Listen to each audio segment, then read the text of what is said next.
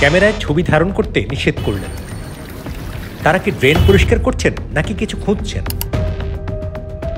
তাদের এই এলাকায় নিয়মিত দেখা যায়, কখনো ড্রেন থেকে কি সব খুঁজতে, আবার কখনো টয়লেটে খুঁজতে। কারা তারা আর কি খুঁজছেন সে গল্পই শোনাবো আজ। ওদের বলা হয় নিয়ারালা, ওরা ওই ড্রেন খোলার কারণে ওরা ড্রেনের ময়লা গিলি নিয়ে একটা কাইরার মতো বইরা নিয়ে ওরা এটা রিপেয়ারিং করে। কারখানা আছে আমাদের, কারখানা যে তোর টয়লেটের ময়লা এগুলা নিয়ে রিপেয়ারিং করে। ময়লাটারে ওরা ধুয়া ময়লাটারে মনে করেন পানি দিয়া এগুলা জাজমেন্ট কইরা পরে একটু সোনা বাইর করে। মানিকগঞ্জ বলতে আমার যা ধারণা এইখানেই ওরা করে, কারখানার ছাদের উপরে এগুলা করানো। আউট মানুষ কেউ আর দিব না ড্রেনে, কারণ ওদের এটা একটা ব্যবসা। এই কারণেই ওরা ড্রেনে বা বাথরুমে এইখানে ওরা হাত দেয়, বা যার যত পোশাক আছে কি অন্যরকম। দেখা গেল মহিলারা টয়লেটে গেল, কানের দুল পইরা গেল, বা একটা মহাজন বাথরুমে গেল লুঙ্গি পরা বা পাঞ্জাবি পরা হাত দিল পইরা গেল, ওই দেখা গেল অনেক সময় ওরা এগুলা ড্রেনের মধ্যে বা টয়লেটে হাত দিয়া উঠায় নিয়ে তো মহাজনে হলো 500-1000 দেয়। আর না মহাজন না জানলে দেখা গেল ওরা রেখা দেয়।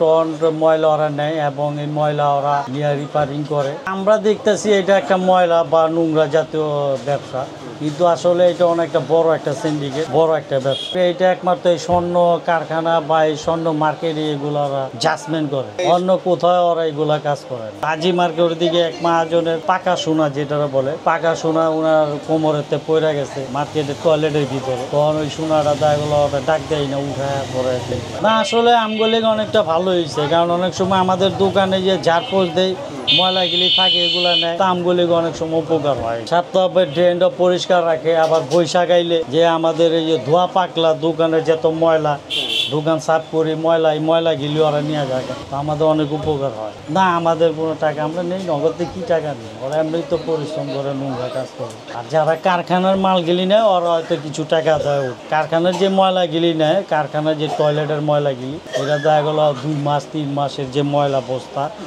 দেখা গেলো আপনার 40 কেজি 50 কেজি এরকম বস্তার যে ময়লাগুলি, এই ময়লাগুলি দেখা গেলো ওরা ওই কারখানায় যারা থাকে অবর কিছু দেয় মাস শেষে। হ্যাঁ, ওই কারখানার যে টেবিলটা থাকে কারিগরের টেবিলে যত ছাই মাই থাকে, সিগারেটের ছাই বা ময়লা কাগজপত্র এগুলো সব ওরা সাফ করে নেয়।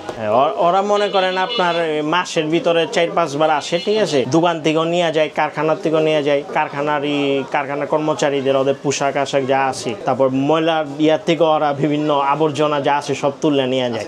বুঝতে পারে আর কি, ময়লা দেখলে বুঝতে পারে যে কত অংশ কতটুকু স্বর্ণ পাওয়া যাবে, ঠিক আছে। এদের একটা আনুমানিক একটা ইয়ে আছে, হিসাব আছে। ওইটা মনে করেন আপনার সংরক্ষণ করার জন্য চালের বস্তায় কিছুদিন রাখার পরে এটা আবার মনে করেন পাইকারদের কাছে বিক্রি করে ওদের কাছে পরিষ্কার করে তারপর আমাদের বিক্রি করে। ওদের পূর্বপুরুষ থেকে এইসব করে আসছে, যে এই পেশায় তারা নিয়োজিত। ওরা মনে করেন ময়লা আবর্জনা থেকে এইসব জিনিস করে, ঠিক আছে। খুব কষ্টের কাজ এটা, সাধারণ মানুষ সবাই আমরা কেউ পারবে না। আগে পাওয়া যেত, মানুষ স্বর্ণের দাম তখন তো কম ছিল, এত তো কেয়ার ছিল না, ঠিক আছে। পয়লা যেত, এখন তো মানুষ অনেক সচেতন।